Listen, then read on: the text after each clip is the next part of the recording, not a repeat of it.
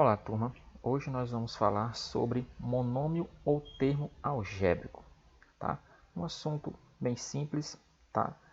Nessa primeira parte nós vamos apenas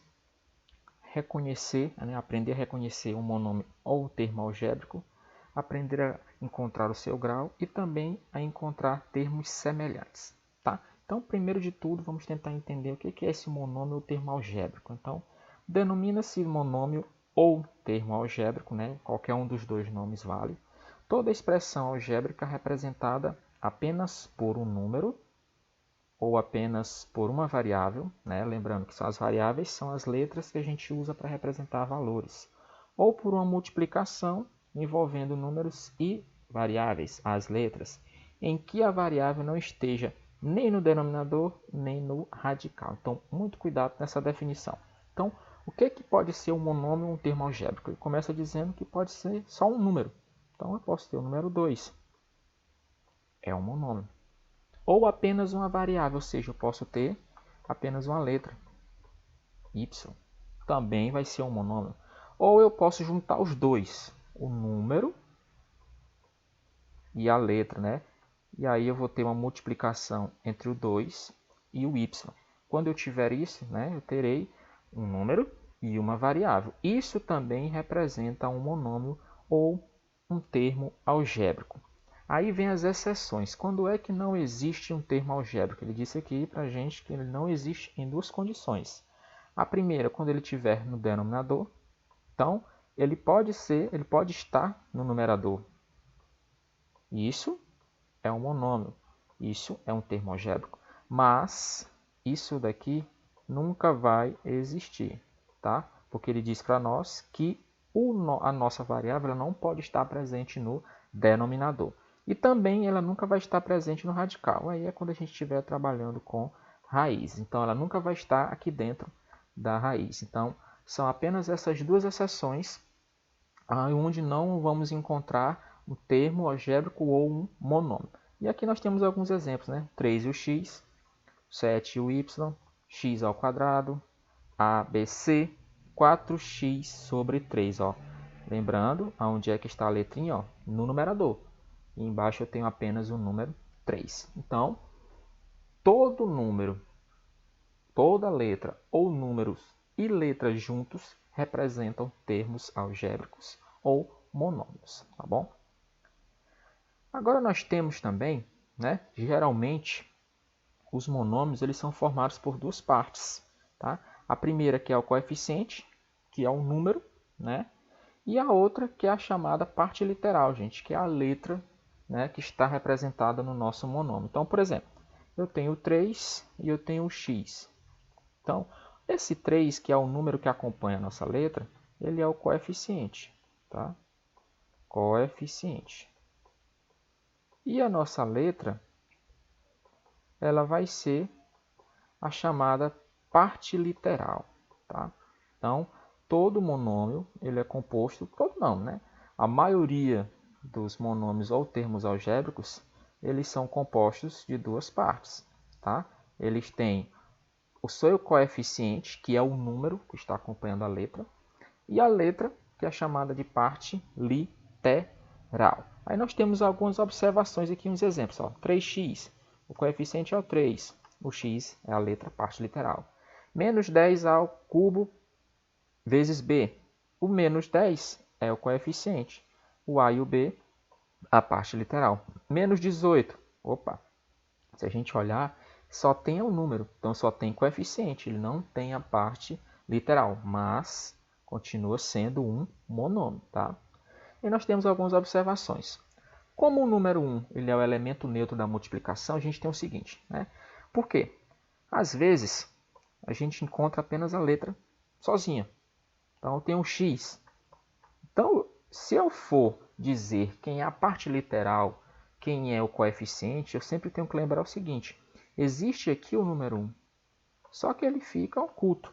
Né? A gente não coloca esse número 1 aqui perto do x. Tá? Às vezes por efeito mesmo de estética dentro da matemática. Mas a gente tem que entender que ele existe de fato. Então, quando eu tiver apenas a letra, o seu coeficiente será sempre o número 1.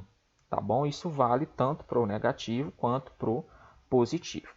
E quando vocês tiverem um monômio que tiver o zero, né? Por exemplo, aqui ó, ele colocou 0x.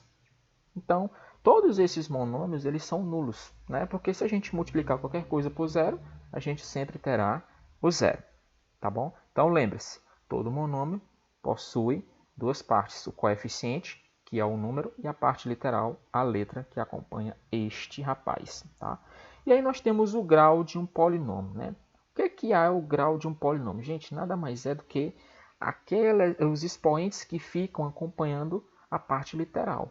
Então, como é que a gente encontra, como é que eu sei qual é o grau de um polinômio? Então, o grau de um monômio com coeficiente não nulo, né? Ou seja, não pode ser igual a zero, né? O nosso coeficiente é dado pela soma dos expoentes das variáveis. Ou seja, para mim saber qual é o grau de um monômio, basta eu somar os expoentes que estão contidos nas letras. Então, por exemplo, eu tenho aqui 6, aí ele colocou x ao quadrado e colocou y elevado à quinta potência.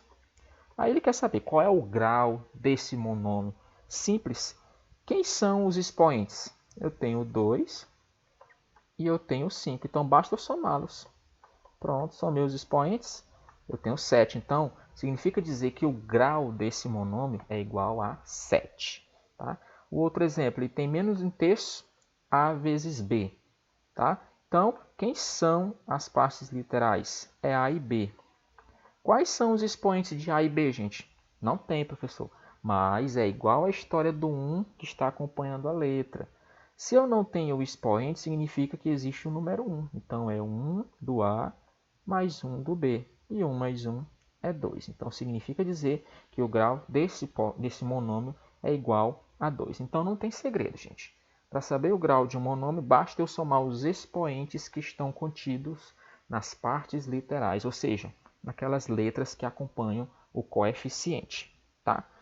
O grau de um monômio também pode ser dado em relação a uma de suas variáveis, ou seja, na maioria dos exemplos, né, tanto do 6 como do 1 terço, a gente tinha duas letras diferentes. Tá? Então, o que acontece? Eu posso muito bem dizer o seguinte, nesse exemplo aqui, ó, desse 6 vezes x ao quadrado vezes y à quinta potência. Eu posso dizer o seguinte, qual seria